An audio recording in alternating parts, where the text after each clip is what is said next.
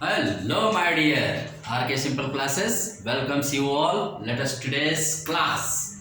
ठीक है, तो CA, GS, GK की क्लास स्टार्ट करते हैं। सबसे पहले हम 2 डेज देख लेते हैं। पहले 17 अप्रैल, कल की डेट देखते हैं। तो 17 अप्रैल को क्या मनाया जाता है भाई? 17 अप्रैल को विश्व हीमोफीलिया दिवस। विश्व हीमोफीलिया दिवस। हीमोफीलिया एक प्रकार की बीमारी है जिसमें आपको खरोंच तक लग जाए, कट तक जाए तो हमारा ब्लड नहीं रुकता, लगातार बहता रहता है। यही हीमोफीलिया होती है। बहुत खतरनाक बीमारी है भाई। ये वंशानुगत बीमारी है, मतलब पुरुषों में कुछ ज्यादा पाया जाता है, भी जानते रहिएगा। तो थ्रोम्बोप्लास्टिन होता है जो हमारे ब्लड को क्लॉटिंग करता है, थक्का जमाता है, वो उसकी कमी से ये रोग होता है। तो मोस्टली आप जानते रहिएगा क्या पूछेगा एग्जाम में कि हीमोफीलिया क्या है, वंशानुगत बीमारी है। हाँ, वंशानुगत है भाई, खानदानी बीमारी है। अगर खानदान किसी को है तो हो सकती है अगले वाले को, ये संभावना है। ये क्यों 17 अप्रैल को ही मनाया जाता है? तो 17 अप्रैल को ये मनाया जाता है फ्रैंक कैनवेल का जन्मदिन है 17 अप्रैल को। इन्होंने क्या किया था भाई, क्यों इन्हीं के बर्थडे को मनाया जाता है? तो जानते रहिएगा, वर्ल्ड फेडरेशन ऑफ हीमोफीलिया का इन्होंने गठन किया था। तो इन्हीं की याद में इनके बर्थडे को हम लोग किस रूप में मनाते हैं? इनके बर्थडे को हम लोग मनाते हैं विश्व हीमोफीलिया दिवस। तो आप समझ गए होंगे आई थिंक। 2023 की थीम देख लीजिए। 23 की थीम क्या है इसकी? तो सभी के लिए पहुंच, देखभाल के वैश्विक मानक के रूप में रक्तस्राव की रोकथाम। थीम बड़ी है, 1-2 बार सुन लीजिए, पढ़ लीजिए, एग्जाम में आएगा तो आप कर लेंगे, जानते रहिएगा।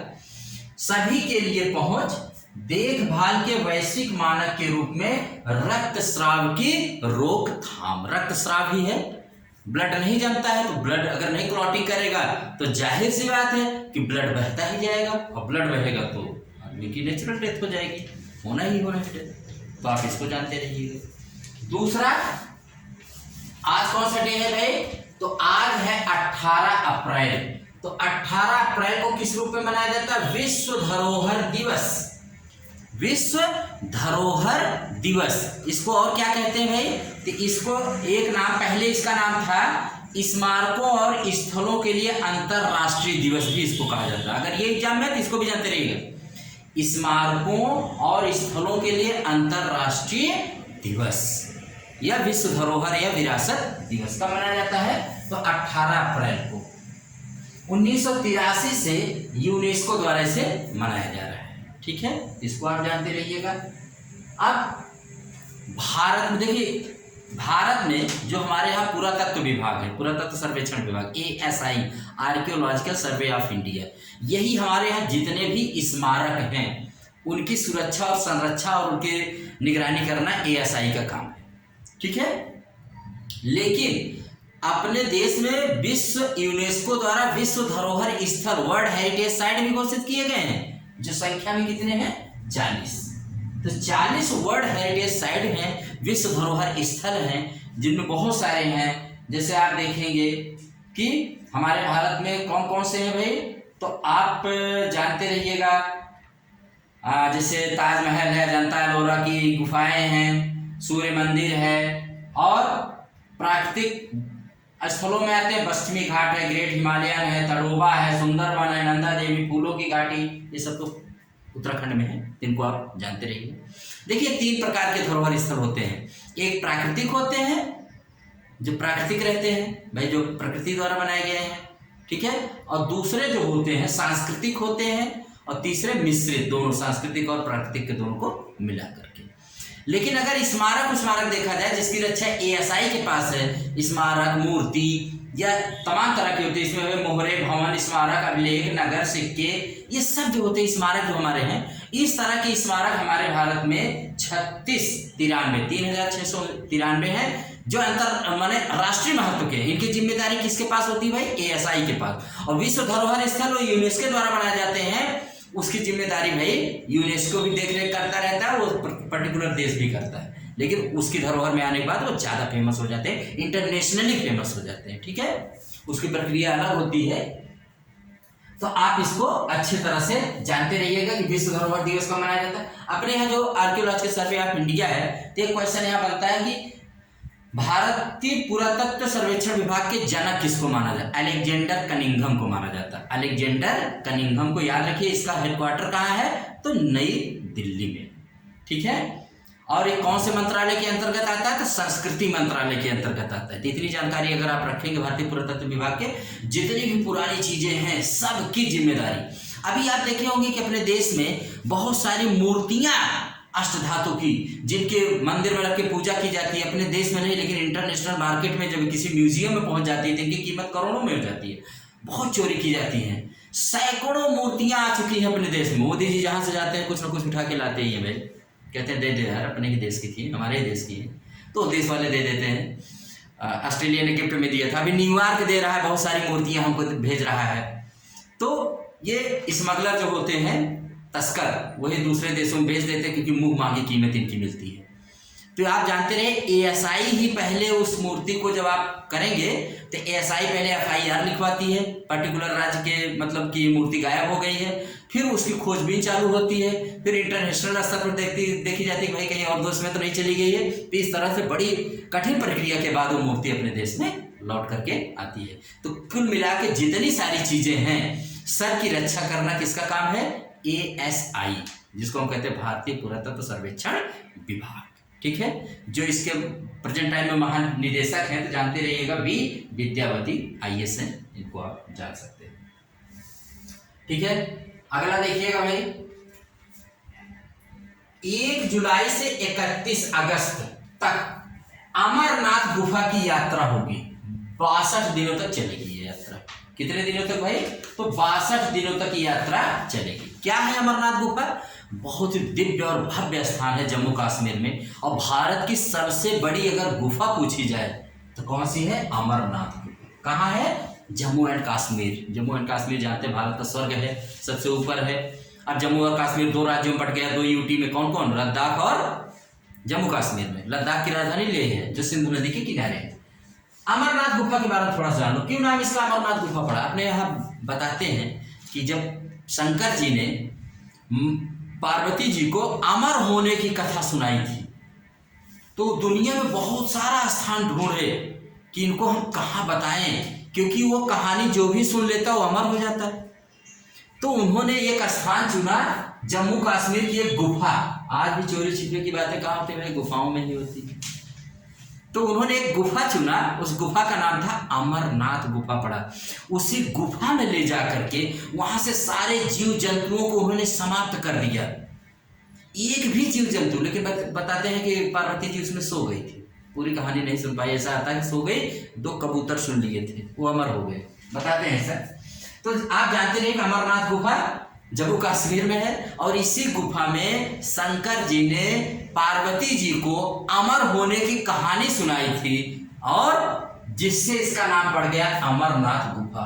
भारत की सबसे दिव्य और भव्य यात्रा होती है, जो शुरू होती है, और हमेशा याद रखिएगा शुरू होने की डेट तो आगे पीछे हो जाती है, कभी कभार जून में भी 31 से, लेकिन समाप्त होने की डेट एकदम फिक्स्ड है, जिस दिन पड़ता है रक्षाबंधन। रक्षाबंधन को ये यात्रा हमेशा समाप्त हो जाती है। तो 1 जुलाई से 31 अगस्त तक है, तो 31 अगस्त को आप देखिएगा रक्षाबंधन होगा। स्टार्टिंग 1-2 दिन पहले हो सकती है, लेकिन समाप्ति सिर्फ उसी दिन होती है। कौन सी? इसमें बताते हैं कि वहां एक दिव्य और भव्य प्राकृतिक रूप से शिवलिंग बन जाता है। ऐसा दिव्य और भव्य बर्फानी बाबा बर्फ का बनेगा शिवलिंग कि आप देखते रह जाएंगे। उसी अमरनाथ गुफा की लोग यात्रा करते। बहुत कठिन होती भाई, जो शस्त्र होते बहुत जांच करने के बाद आप यहाँ जा सकते हैं। अब तो भारत सरकार ने बड़ी योजनाएं कर दी, इसका पंजीकरण शुरू हो गया। जाना हो तो चले जाओ यार, घूम टहल के आना, ठीक है। जो जाना चाहे जा सकता है, अमर हो गया होगी, ठीक है। श्रीलंका भारत के नीचे है। श्रीलंका एक द्वीपीय देश है। द्वीपीय देश होगा जिसके चारों तरफ समुद्र है। भारत द्वीपीय देश नहीं है। भारत कैसा है भाई? भारत कैसा है? अर्ध महाद्वीपीय हो सकता है, उप महाद्वीप हो सकता है, लेकिन द्वीपीय देश नहीं। चीन को देगा 1 लाख बंदर। याद रखिएगा, ऐसे भी क्वेश्चन आ जाते हैं। 1 लाख बंदर श्रीलंका दे रहा है चीन को। भगवान ही बचाएगा उन बंदरों को जहाँ जा रहे हैं, जो से देश में भगवान रक्षा करे। क्योंकि आपको पता है भगवान राम जी बहुत सारे बंदर ले गए थे ना सीता मैया को छुड़ाने के लिए श्रीलंका। हमको लग रहा है कुछ वहाँ को भी गए होंगे, नहीं पसंद आया होगा, श्रीलंका में रह गए, तो ये तो दूसरी बात हो गई भाई। दरअसल क्या बात है, वहाँ पर बंदरों की संख्या बहुत हो गई है। कहाँ पर? श्रीलंका। श्रीलंका में इतनी ज़्यादा बंदरों की संख्या हो गई, एक तो उसकी अभी देखे एकदम बर्बाद हो गया था वो, किसी तरह उभरा तो वहाँ पर नारियल और ये सब जो खेती वोती की जाती, सारे खेती को बता रहे हैं वहाँ के मंत्री जो है कृषि मंत्री कि ये चौपट कर दे रहे हैं भाई, सत्यानाश कर दे रहे हैं सारे बंदर। तो चीन ने कहा कुछ बंदर मुझे दे दीजिए। उसने कहा एक बंदर को पकड़ने में 4-5 हज़ार श्रीलंकाई पैसा खर्च होता है, और आपको, तो उसने कहा मैं पैसा दूंगा। तो कह रहा है कि पकड़ने में, पिंजड़े में रखने में 60-70 हज़ार श्रीलंकाई पैसा खर्च होगा। चीन ने कहा ठीक है कोई बात, नो डाउट, मैं उनको दीजिए, हम इनको जगह जगह अपने यहाँ कहाँ रख लेंगे, चिड़ियाघर में रखेंगे।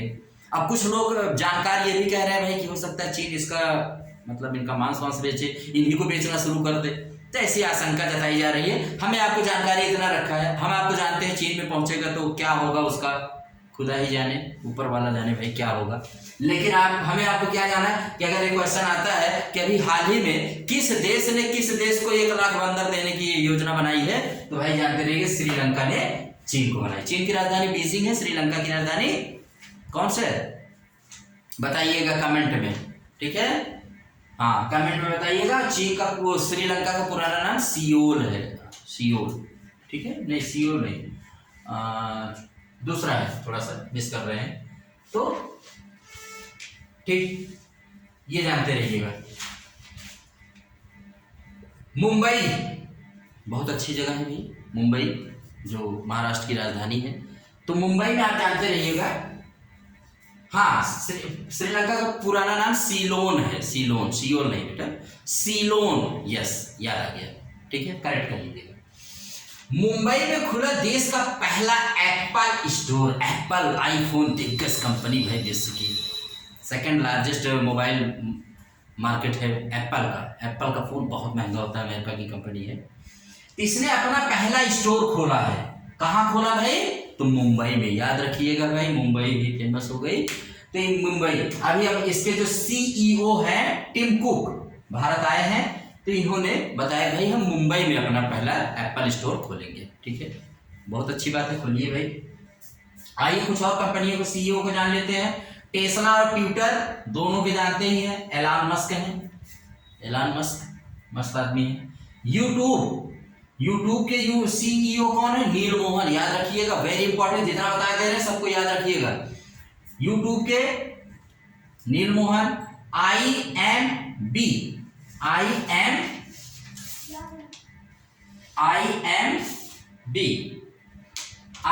है कंपनी है, IBM, सॉरी IBM, यार गलत हो गया है, IBM ये दिग्गज कंपनी है, बताते हैं कि दुनिया की सबसे ज्यादा कंप्यूटर ये बनाती है IBM कंपनी। तो ये इसके जो सीईओ है अरविंद कृष्णा जी हैं, ठीक है। गूगल जानते हैं, गूगल किसकी कंपनी है? अल्फाबेट इसकी पेरेंट कंपनी, पेरेंट माने गूगल भी इसके अंडर में है, इसके अल्फाबेट कंपनी के अंडर में आता है गूगल। इसके है सुंदर पिचाई, और यूट्यूब भी गूगल का ही है, ये भी जानते रहिए, लेकिन उसके यूट्यूब के सीईओ अलग है, नील मोहन। माइक्रोसॉफ्ट के सीईओ कौन है? सत्या नडेला। सब भारतीय है यार, सारी दिग्गज कंपनियां जिन पर दुनिया चल रही है, एक तरह से कहिए सब जगह भारतीय तो है, अमीर लोग हैं, डोंट वरी। अमेजॉन एंडी जैसी है इसके सीईओ। फेसबुक मार्क जुकरबर्ग है, फेसबुक का नया नाम क्या हो गया? मेटा। तो ये सारे सीईओ को जानते रहे, किसी न किसी परीक्षा में सब टकराते रहते हैं। फिर से देख लीजिएगा, चाहे टेस्ला ट्विटर के एलन मस्क हैं, और एप्पल के टिम कुक हैं, IBM के अरविंद कृष्णा है, गूगल के सुंदर पिचाई है, माइक्रोसॉफ्ट के सत्या नडेला है, अमेजन का एंडी जैसी है, फेसबुक के मार्क जुकरबर्ग है, ठीक है। और देख लीजिए भाई, पंचायती राज मंत्रालय ने आजादी के अमृत महोत्सव 2.0 मनाने के लिए 17 से 21 अप्रैल तक राष्ट्रीय पंचायती पुरस्कार सप्ताह मनाया। इसका उद्घाटन हमारे राष्ट्रपति श्रीमती द्रौपदी मुर्मू जी ने किया है, और ये पंचायती राज मंत्रालय ने किया है। तो इसमें कुछ प्रोग्राम हुए हैं, जैसे दिल्ली के, कहाँ हुआ है? ये प्लेनरी है विज्ञान भवन नई दिल्ली में हुआ है। राष्ट्रीय सम्मेलन सह पुरस्कार समारोह का उद्घाटन हुआ है। यहाँ पर राष्ट्रीय पंचायत पुरस्कार प्रदान किए गए हैं।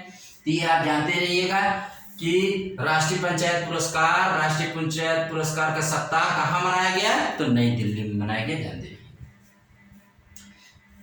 कंप्रेस्ड बायोगैस का 2 दिवसीय वैश्विक सम्मेलन, वेरी इंपॉर्टेंट, 2 दिवसीय वैश्विक सम्मेलन silver oak Indian heritage centre Nai Delhi में हुआ। ठीक है।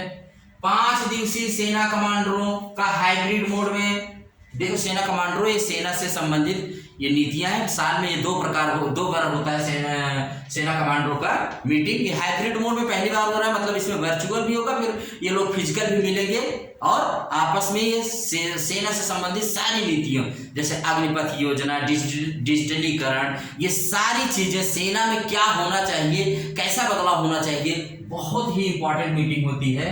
कौन? ये 5 दिवसीय सेना कमांडरों का हाइब्रिड मोड में पहली बार ये जो मीटिंग हो रही है, ये हो रही है। और ये कितनी बार होता है साल में? साल में 2 बार होता है। ठीक है। G20 की अंतरिक्ष अर्थव्यवस्था नेताओं की बैठक कहाँ हुई? शिलांग में। G20 की अंतरिक्ष, जान रहे भारत G20 की अध्यक्षता कर रहा है 2023 में शिलांग में। शिलांग किसकी राजधानी है? मेघालय की। 2 दिवसीय वहां पर चल रहा है।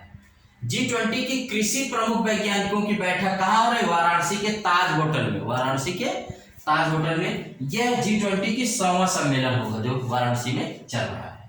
ठीक है।